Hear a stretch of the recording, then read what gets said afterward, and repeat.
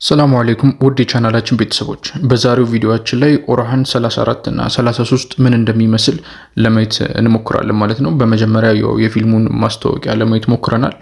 እንደምናየው እንግዲህ ሻሂ ሻምቤ መካዱን እንግዲህ በቀጣዩ ክፍል ላይ በእርግጠኝነት እንደምናየው ነው እያየን ያለ ነው። ከዚህ በፊት በነበረው ክፍል ላይ ሻሂ ሻምቤ እንዳልተያዘና ከሱ ጋር አብረው የነበሩት ወይም ደግሞ ከስፖርቻ ጋር አንድ ላይ ህብረት መስርተው የነበሩት እና ዲሚር ሐምቤ እንዲሁም ሌሎች እንደተጋለጡ ነበረ የታየው። ነገር ግን በአሁኑ ሻሂ ሻምቤ ሙሉ ለሙሉ እንደ ካደ ታውቋል ማለት ነው። ያው እንግዲህ ይሄ ማለት ሻሂ ሻምቤ ከኦርሃን ጋር ያለውን ጠላትነት ሙሉ ለሙሉ አውጇል ማለት ነው። ስለዚህ እሱና ቤተሰቡ እንግዲህ ከዚህ በኋላ ኦቶማን ውስጥ ወይም ደግሞ የካይ ጎሳ ውስጥ ምንም አይነት ቦታ የሚኖራቸው አይመስልም። በተቃራኒው ደግሞ ኢጂት ከዚህ በፊት በነበረው ክፍል ላይ በፍላቪዩስ እንደቆሰለ ተመልክተን ነበረ።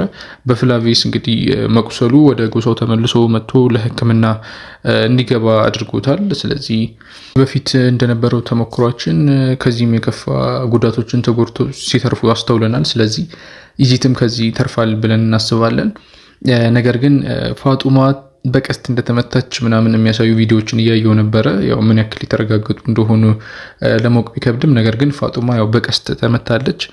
በቀስት የመታችውም እንዲሁም ደግሞ በቀስት ለመመታት ምክንያቱን የፈጠረችውም ዳፍኔ ናት ወይም የኑልፊር እህት ናት።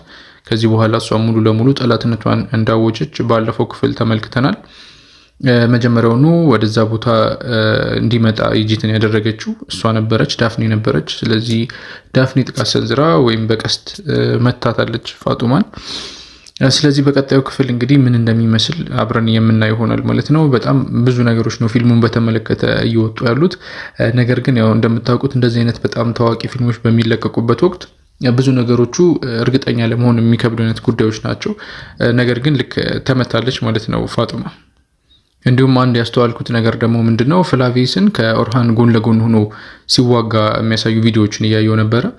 ስለዚህ ፍላቪየስ ምናልባትም እንግዲህ ጠላትነቱ ባሰብነው መልኩ ከኦርሃን ጋር ላይ ቀጥል ይችላል ኢጂትን በመምታቱና እንዲሁም ደግሞ ከፋጡማ ጋር በነበረው ግንኙነት ኦርሃን ትልቅ ቅጣት ያሳድርበታል ብለን ነበረ። ነገር ግን ያየኋቸው ቪዲዮዎች ላይ እንግዲህ እንዳልኳችሁ ከኦርሃን ጎን ለጎን አብረው ሲዋጉ አስተውለናል ማለት ነው።